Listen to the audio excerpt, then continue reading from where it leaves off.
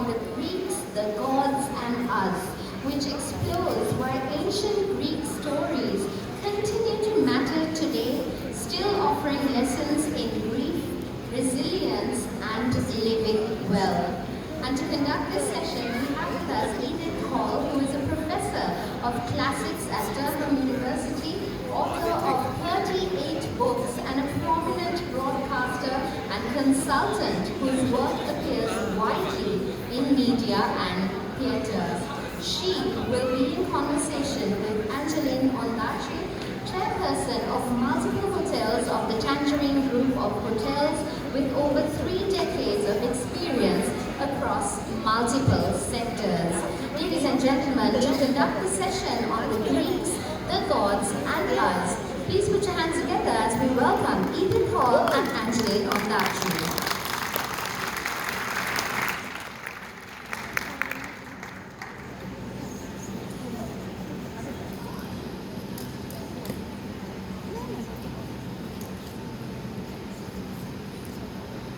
Good afternoon, everyone. I'm delighted to be with Edith Hall. Edith, welcome to the session, The Greeks, the Gods and Us. To start with, one of the great pleasures of the Greek gods is that they're they're naughty, right? They're vengeful, jealous, very unpredictable, and very petty. They're not role models. If you had a chance to have tea with the Greek god or goddess, which one would you pick, and what would you ask them? Incredible question. Well, my personal god that I sort of talk to most myself is actually Artemis. Artemis is the female god in charge of women's biology. So when you are facing pregnancy, childbirth, helping your daughters with menstruation, menopause, any of these things, you go to the temple of Artemis. But she's also a fierce and feisty feminist who hangs out in the forests and on the mountaintops with all her band of female friends. And if a man even so much as comes and harasses her taking a bath, he gets eaten by his own hunting dogs. Right, so there's a real feminist spirit there. But one of the most beautiful things is that ancient Greek women knew when they were going to die, and they could sort of make peace with it, because they would see Artemis aiming her arrow at them. If you have a dream of that, then you know that your time is up. And what a kindly way to go. So your books remind us that classics aren't dusty relics. They're alive. Why do you think the Greek stories and ideas still resonate so powerfully today? Well, all mythological systems, it's not just the ancient Greek myths. Most little children who get turned onto myths get turned onto books of world myths, and there's just as exciting stories. There is something bizarrely bloodthirsty and honest about the ancient Greeks, though. I mean, the very foundation myth is built on boy children, so, Kronos and Zeus killing their fathers, castrating them, deposing them, and constant struggles between wives and stepmothers, and even children who kill their parents. And it's all very extreme, but extremity is a characteristic of myth. And I think it is actually psychological stuff. This is why Freud and Jung and Melanie Klein, all the great psychoanalysts, they pick different myths. And more latterly, feminist scholarship and psychoanalysis has come after Antigone rather than Oedipus. But it's the psychological honesty of it, compared with the Christian sexless Holy Family. It's just very much more real. Do you think theatre, the philosophy, and the mythology, do you see them separately, or do you see them as separate, as the same doorway to the ancient past? Well, I think they're different avenues. What I always tell my students, doing any kind of classical subject, I think is quite unique, because you study the whole society in the round. It's just that some students would much prefer to try and get inside an ancient Greek's head, by digging up one of their houses or temples so they can go be an archaeologist. Some want to do it through the plays and the fictions, so they tend to study literature. But I've moved from primarily doing ancient literature and epic to being a philosopher. And I think that was a natural progression, because I'm going to talk about the Odyssey in a minute. The Odyssey is just proto-philosophy. Everything in it adumbrates by 200-300 years what Plato and Aristotle were going to formulate more abstractly. It's still the same moral, epistemological and metaphysical problems. Greek tragedy really was a Netflix of its time. Collective, gripping, emotionally intense. And the Greek myths have been everywhere again, from the Marvel movies to novels to theatre and pop culture. Why do you think modern storytellers keep returning to the ancient myths? And what can playwrights and filmmakers still learn from this ancient stage? This is a very complicated question, but first and foremost, it's because they're just so unbelievably good. They are good in terms of structure, plotting, excitement, narrative tension, conflict, constant conflict. We were, the opening book of the Iliad, I always go back to the opening book of the Iliad. So when many epics will start with some long foundation story, we get straight into an incredible row between a king, Agamemnon, who's descended from the gods and says, I've got the divine right of kings, and there's this wonderful epithet in Homer, the superlative, there's word meaning I'm kinging, but you can be kingier, I'm kingier than you can be kingiest of all, right? He's like, I'm kingiest, right? Basilou Chatos, right? And Achilles, who is Agamemnon's best warrior, but is not from such a distinguished lineage, because he has fought harder, killed more people, and acquired more loot, and he's not been given his share. This is about meritocracy versus inherited privilege. This is a row that is going on right now in Britain over the reform of the House of Lords. You know, we haven't got over this. And you're right there, in the middle of this row, and I get my kids to act it out, the speeches of Agamemnon, the speeches of Achilles. And they could be just simply talking about social injustice today. And I think contest is fundamental to Greek tragedies. Think of Antigone saying, I will only obey the law if it's a just law. I'm going to obey the law of the gods and marry my brother. So it's constant contestation and conflict, and that can be filled up with any modern ideological conflicts that you like. But the second real reason, I think, is actually, in some ways, their familiarity.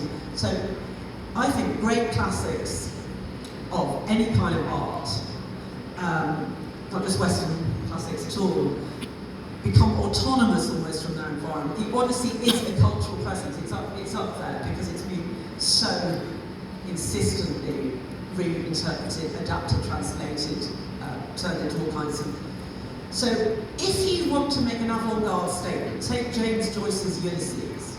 I want to make an avant-garde statement about the new modernist fiction with streams of consciousness, etc.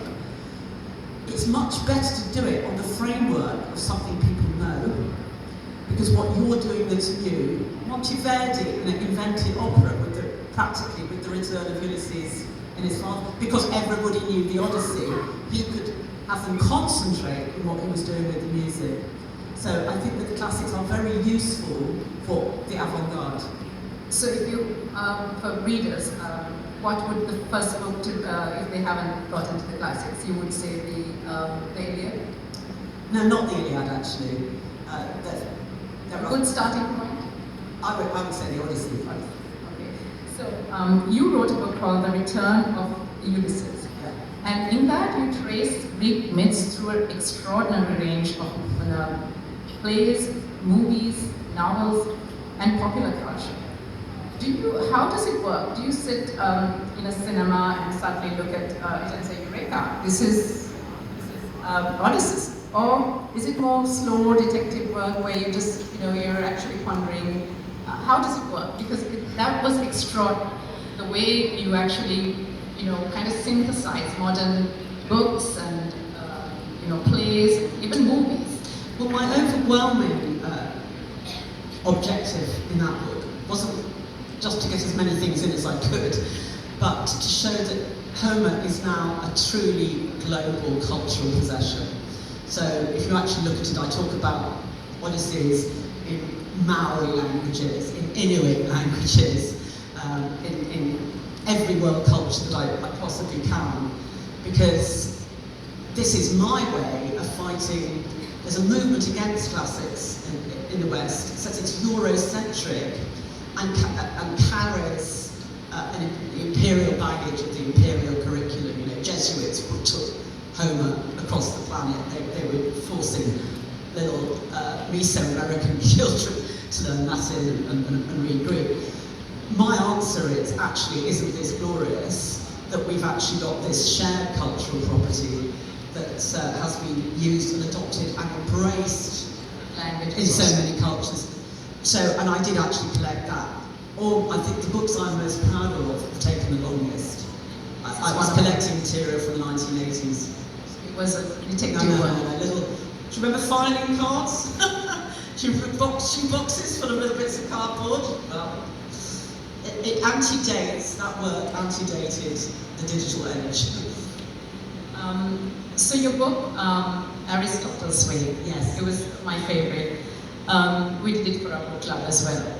So in this book, you showed how ancient philosophy can help us live better. Can you share, and it also goes to the ancient idea of happiness. Yes.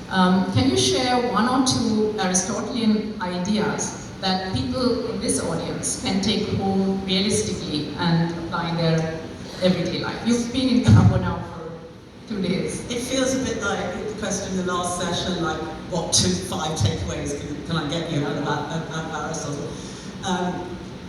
Dear me, what would be my absolutely top tips be?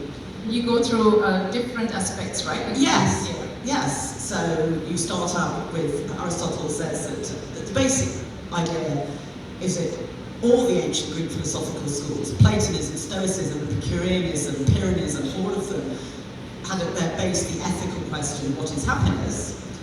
And get to answer it in a secular way. Aristotle said it is trying to live your life to become the best possible version of yourself. Right? Imagine what the best possible version of yourself might be given the cards you were dealt at birth, whether biologically or in terms of wealth. What would be the most mature and developed version? And that includes working on being a morally good person. And he says, and I completely believe it, that it's will make you happier. And I've been doing it since I was 21, and I'm 67. No, I'm not, I'm 66. I'm nearly 67. And I honestly think I'm the best version of myself I could have been. I managed to raise a family, hold on to a husband, and enjoy my work, and I hope help some people. I'm not sure I could have done much better.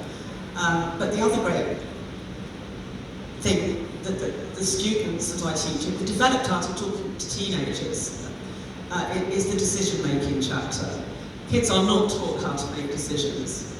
They're not. There is actually a 10-step program starting. I won't go through them all, but number 1, verify all information, right?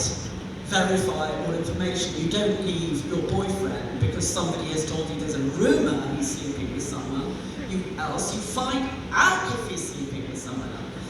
If people verified all information, then Britain would never ever have joined the war against Iraq. We were sold a thing called the dodgy dossier, which told us that there were actually weapons of mass destruction in Iraq, and we lost a very large number of our young people in that battle. There are 9 more steps. But I find that teenagers, they write this stuff down. It's like nobody's ever sat down with them and gone through the 10-step program for making a good decision. It's almost like the ancients were better at asking these big life questions. Absolutely. And also more honest about how they But it's secular. Everything got skewed on ethics. I really do believe with religion. Now I've had arguments.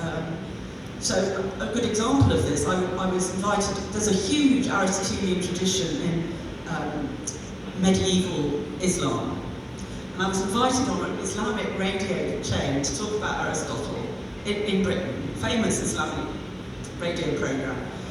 And we were talking about it, and we were talking about lying. So Aristotle says it's absolutely fine to lie under certain circumstances if you are dealing with a bad guy, right? If you are dealing with a bad guy, you want your children to lie to them if they're abducted.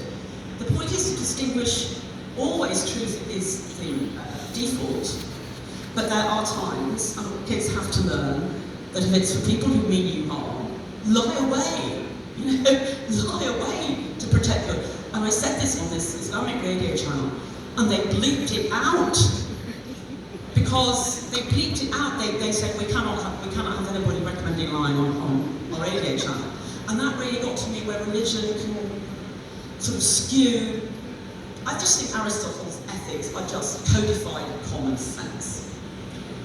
In your book, The Introduction to the Ancient Greeks, you write that you've come perilously close to claiming that the emergence of great libraries, this really got me, the emergence of great libraries of literature killed off fresh innovation of Greek poetry, while stressing that many of these same libraries were essential to the development of prose. It was fascinating, this idea. It was very provocative. Could you unpack what you meant by, because I had a long think about this. Okay, so you'll all have heard of the famous Library of Alexandria. Of course. So after 500 years of the most unbelievable literature, oral epic, Homer, Greek tragedy, the great philosophers, Plato, Aristotle, the invention of numerous literary genres, historiography, biography, even prose fiction, all kinds of things get developed, lyric poetry. They build this library at Alexandria, they collect all of this literature in a library, and they appoint librarians who then take over being poets, and they make their poems like the worst Ezra Pound. Like, it's completely elusive. You can't understand stanzas and stanzas unless you've already read lots of literature and you need the footnote. And Greek poetry never recovered. It became learned and ossified. Very classicist as well. You have to know it before reading it. Totally, and therefore more elitist, therefore less alive, and okay, let's stop periodicals. Let's say I've just said it. Okay. I just want to do a little comparison because this audience will be more familiar probably with the Mahabharata and the Ramayana than the Greek classics. And when you look at the two, these mythologies, there's often the question of the timeline, which influence what, which traditions are earlier, do they influence each other? What is the more, the more responsible way to approach this? Because I'm sure young people are thinking about these things more often. How do you approach this? Is it through timeline, or because a lot of them, you can actually see Helen of Troy, there's so much of... Winning a bride through an archery contest, absolutely. The answer to that is a bit Darwinian. It's not linear. So it isn't that there is Sanskrit epic and then Indo-Aryan Europeans came down to Greece and invented Homer. I think we're talking about motifs that go back to, 40,000 BCE, when all our, well not all, but very many of our ancestors, the ancestors of very many of us, were riding around the plains of Eurasia telling stories. And these are the stories, they're archers, they're going to win their wives in an archery contest, those sorts of stories in different branches of a family tree developed independently in different places. I see it more like that than actual cross-influence. I think the epics that did influence the Greeks directly were the Mesopotamian ones, because they're living cheek by jowl with, on the western seaboard of what's now Turkey, and I think a lot of them were bilingual in the Asian languages of that area. So I think that's more likely. I think we're talking more parallel development from a common stock of Indo-European nomadic law. Alexander the Great did get to India, and we were talking about Yes. how Lord Iskander might have got his name because the Indian is Iskander. Absolutely, but that is very much later than the emergence of any of these epics. I mean, from our point of view, because it's the same Lord Murugan, so. Oh, I see. Yes. Cross-fertilization kind of. From the late 4th century BCE, yes, I think so. At least in terms of the sculptures, I think. Oh, sculptures. Well, yeah, you asked about epic. In terms of visual art and indeed philosophical ideas, there's some fascinating bilingual philosophical inscriptions which show that some Aristotelian ideas were getting to Afghanistan, without a doubt. The female figures. So I think a lot of, in this festival we've been talking about patriarchal ideas and how women have been left out of history. So across Greek mythology and philosophy, drama, the female figures are often at the center of the stories, aren't they? And as mothers, lovers, victims, rebels, some of them monsters. What do you think Greek myths and tragedies reveal about how ancient societies understood women, power, and their agency? Another very complicated question. There is overwhelmingly negative stereotyping of some females. Female intelligence is very largely mistrusted. There's figures like Clytemnestra and Medea who are too intelligent and end up killing people. In general, though, I think that we are anachronistic in how we assess the lives of ancient women, which gave rise to those mythical figures. No, they couldn't vote. No, it was often difficult for them to own property. No, they couldn't litigate. These are, to us, unbelievably important spheres of activity. But the religious sphere was an extraordinary arena of opportunity for women. Some of the most important cult centres had high priestesses, not men. Absolutely. The high priestess of Athena, we know in Athens, we know had huge political clout. But most delightfully, to go back to Artemis, there were endless all-female festivals. I mean, there are 6 Olympian goddesses. You choose which one. If I want to, look nice and attractive man, I go and sacrifice to Aphrodite. If my status is on the line, like my husband is embarrassing me in public, I go to the Hera, the goddess of marital status. I go to Artemis for my biological thing. And I go with my daughters and my mother and my aunties and my sisters on many, many days a year. They have this glorious time, which, when I found out about it, when I was being made to sit in a cold pew in an Anglican church, while my brothers were allowed to sing in the choir, and I was told I couldn't ever be a priest because I'm unclean. This was before the ordinate initiative. If they told me you can go and have a festival with playing with little piglets with Demeter and Persephone, my sister, we'd have been up there just like that. And I think that polytheism tends to. So I don't think you assess women's lives wrong if you focus only on the civic rights. I mean, in today's language, they had a lot of agency, right? Exactly. Yes. Oh, huge. And maybe because Homer wasn't a woman, right? So maybe this is why we're getting the less of a... But look at Penelope. Thank you for reminding me of Homer. So Penelope does have a hard time, and she's required to remain faithful while her husband isn't when they're separate. But it is quite clear in that poem, Odysseus chooses to go back to an aging human wife, and he says, because she is my equal in brains and we think alike. It's actually an absolute celebration of the mental connection. Athena.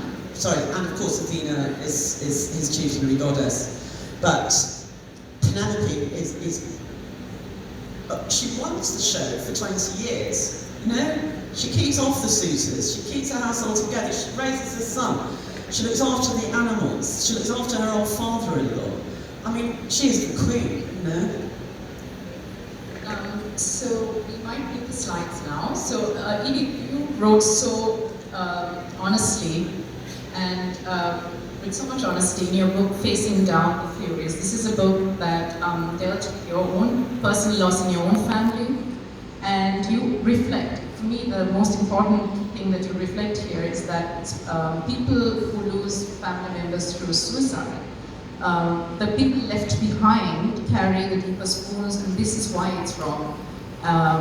Without asking anything too painful, share how you got into the process, and for people who might be, who have lost, what could you give them as, what would be the, takeaways from your book? Yes, of course. Well, I have to be honest. I've always been honest about mental health issues. I was diagnosed with non-delusional, I have no hallucinations or delusions, but manic depression when I was about 27. And this is inherited, and it's one of the reasons I can write so many books. It's why I talk so fast. I'm just going from incredibly hyperactive to having to sleep a lot. But the real core issue is that my mother was an only child who came from a long line of suicides. And this made parenting extremely difficult for her. Yes, this is my grandmother, my mother's mother. Can you see the only woman at Edinburgh University Student Council, Edith Masterton, down on the lower. You got her name. I did, which is one of the problems. So, her father killed himself just before she graduated. And all photographs of him were destroyed. Romans call it damnatio memoriae, you erase. But I did find, I think, that's him. I found that in a box of my mother's. I think that is Robert Masterton.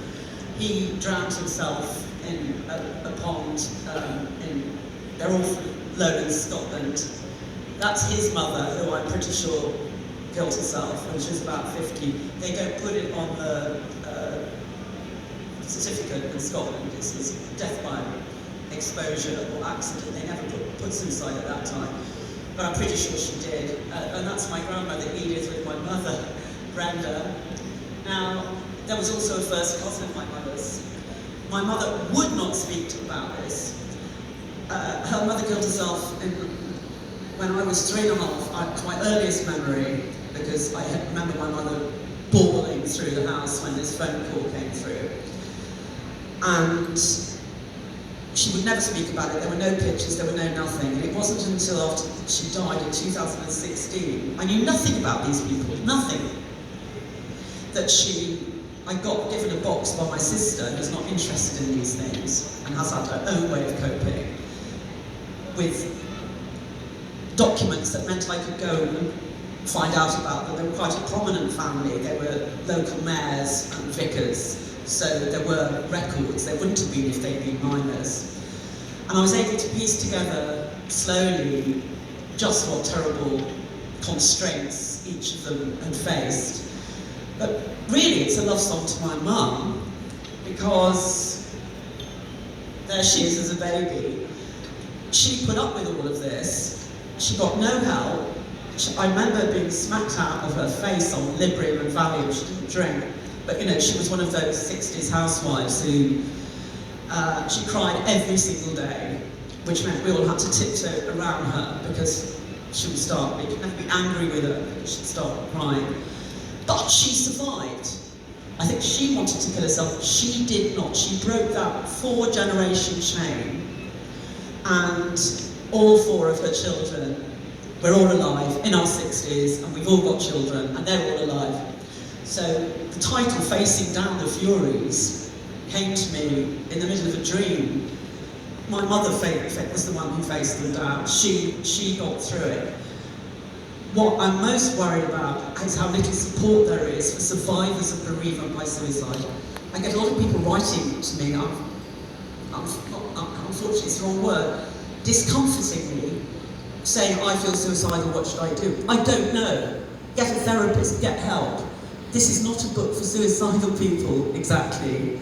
It's a book for people who and I know very, very many, and I think there are very few people, I don't know how culturally prevalent it is here, but certainly in Britain there are very, very few people who have not been touched by the self-killing of a family member, a friend, or a fellow worker. And I just think we all need to talk about it much more. People are frightened of talking about it because of the idea that it's somehow infectious. And there is some evidence, for example in university institutions, that patterns can form. But the way to deal with that is not to shove it under the carpet and surround it with mystery and shame, is to get it out on the table and talk about it so that people who are feeling that bad can feel free, there's no shame attached at all, to ask for help. So I just really wanted to open up. So do you think the Greeks give us a Yes. better language for learning how to deal with this grief and, instead of just erasing it? You've read the book very carefully. Yes, Greek tragedies regular feature suicide, but what they focus in on is what happens to those left behind. The Oresteia, the Ajax, the Antigone, Trachinian women, so many of them. There's also a very wonderful play, Heracles, where Heracles is talked down from it by two friends, not family members, friends. He's not accidentally, he was sent back by the gods and killed his own wife and children, 3 sons, under delusion from a jealous god. He's done nothing wrong until then. And he obviously, any of us would want to kill ourselves if we discovered we killed our beloved spouse and children. But the second half of the play is actually word-perfect script. I talked to psychotherapists specialising in suicide in terms of saying how much he's needed, what sort of example would this set the young men of Greece? Because that's one of the things that most worries me, is somebody who's had a lot of battles with depression. You know, anyone who opts out of human life, this is the waiting room till our number is called, we all know that. Anybody who just jumps makes it infinitely harder for everybody else. The family. Well, especially the family, but if I was particularly crippled by the suicide of one of my lecturers in the final year at Oxford, Colin MacLeod, who was a brilliant classicist, who'd been teaching me, and he just went and put his head on a railway line.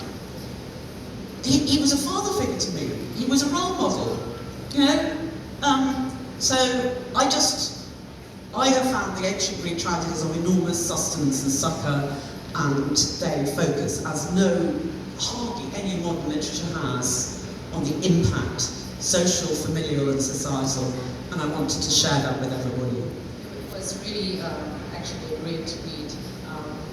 I just want to get back to Odysseus. Why do you think that Odysseus has such an enduring appeal, and why do we keep coming back to the traveler, the survivor? Is there like a myth that you personally love? Because it seems to be the one that, when you look at the movies, it's the one that is kind of getting regurgitated. Well, I actually like the Sirens episode. And that's because before the Sirens episode, Odysseus is very, very impulsive. When the Cyclops things happen, he boasts, he tells the Cyclops his name. Once he's got clear of his ship, he had called himself No Man, but he says, excuse me, I'm Odysseus, you know. That allows him to be cursed. You need the name to curse. So he then loses many men. His own arrogance and desire to be noted has put all his men's lives at risk. He learns from that. So when he wants to hear the songs of the Sirens, and this is a celebration of Greek curiosity, so desire to know, he then takes the necessary measures to protect his men. He puts wax in all their ears, says, tie me to the mast, I have to hear this song, but I'm going to protect you. So it's the first controlled scientific experiment, right, in ancient epic. But the real reason it survived is because it's the mother of all stories. I actually wanted to call the book The Mother of All Stories. It is a travelogue. It's an initiation novel. That's Telemachus, the son. It's a rite of passage novel. It's a romance.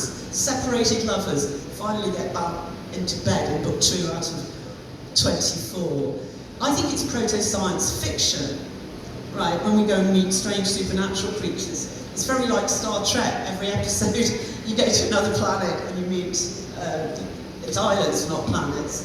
It's also a proper Clint Eastwood revenge plot.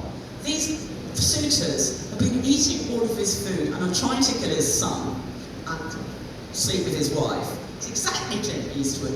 And he returns in disguise as a beggar, you know, and he has to sort of shift around and plot. But then, opening book 22 rips off all his rags, says, I am Odysseus, and shoots them all with his arrow. I mean, it's terribly bloodthirsty, and some people think he had PTSD, you know, but he perhaps didn't have to kill all 100 of them. But it's exactly that plot that you see time and again in Western revenge film. So it's the mother of all stories. It's not one story type. I think we have time for questions. Does anyone have questions? A hand on there. Hello. Hiya.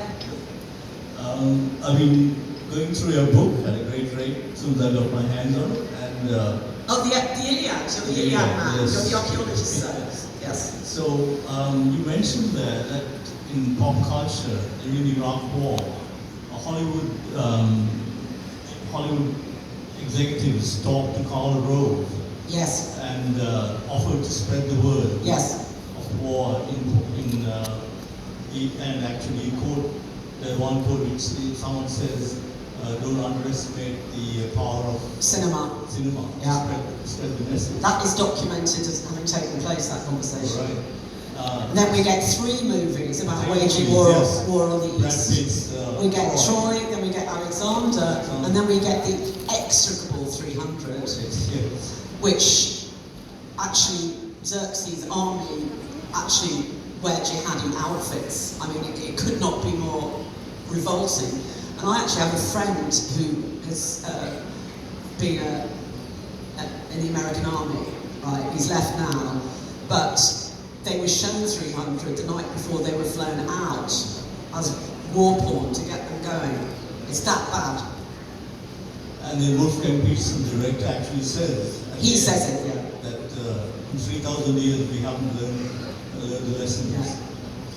So fascinating. It is really fascinating that all of a sudden we've had no big Hollywood movies except for Gladiator, but that's Roman. Since the 1960s, the great wave of 1960s, Spartacus, late 50s, Ben-Hur, Cleopatra, etc. There haven't been any. All of a sudden we get this rash of 3 and they're all about Greek heroes who are always very, very white, right? Ancient Greek men were not very, very white, you know. They were often quite brown, especially from Eastern Greece, and they were very suntanned, excuse me. In that book, I had to fight. You know Achilles on the cover? The artist made him pure white. And I said, no thank you, can you tone him down about 24 shades to dark caramel, please? Anyway, beside that, no, there's absolutely no doubt at all that there are sinister figures in Hollywood who know the power of storytelling through the ancient myths and histories. So glad you mentioned that. Have you got a mic? Yeah. I'm fascinated by what you were saying about the ancient stories. If we were to look at, I was privileged a year and a half ago to invite the chief priest of the Ayodhya temple. Wonderful. To Sri Lanka, and we went and did the Sita Rama prayer to Sita and did the whole thing. And while I was with him, he told me that he believes that the epic Ramayana is about 8,000 years old, though one TV was 350 BC. So we have 2 stories which come together, and the commonality and the similarity between the 2 stories is quite extraordinary. Both are one Helen and Sita abducted and taken away. Long journeys, in the case of by sea, and this chap coming from, I know they are with his flying machines and robotic monkeys and laser beams to rescue Sita and take her back. And Sri Lanka is portrayed in Ramayana as a very advanced, Yes. probably the most advanced country in the world in terms of the Ramayana. Because the way it's described, the wealth, the gold, and they even talk about electric light. Any sense in this. But this story, which is about 8,000 years ago, and we talk about the chronological similarities 4,000 years ago, but the written version of it is only 2,000 years ago. It's Right. like us sitting here and writing about Jesus Christ. Yes. So, have you, whereas the Ramayana is a moral ethic, because, you know, I'm a Christian, so I have to say this very advisably. There are 900 million Hindus whose religion is founded on the moral basis of the Ramayana. Yeah. I don't know whether in Greeks following Zeus, in Greece now. Not really. Not really, the Coptic Church. There are a few in North America Right. who have suddenly decided they worship the Olympic pantheon. Yes. So what I'm trying to get at is, have any deep historical research been done, particularly now that everyone's talking about Mohenjo-daro, Harappa, and that civilization which people know about, whether there is some common link to this story.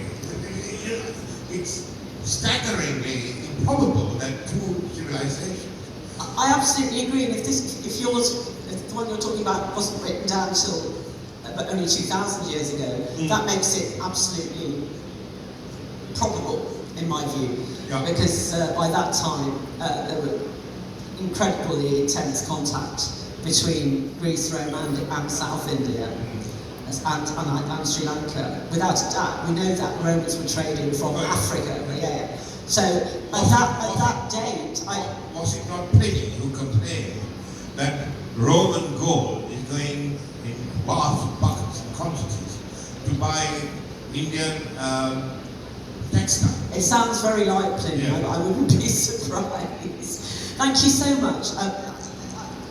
Absolutely, interactions between these, the more we focus on them, the better. Thank you.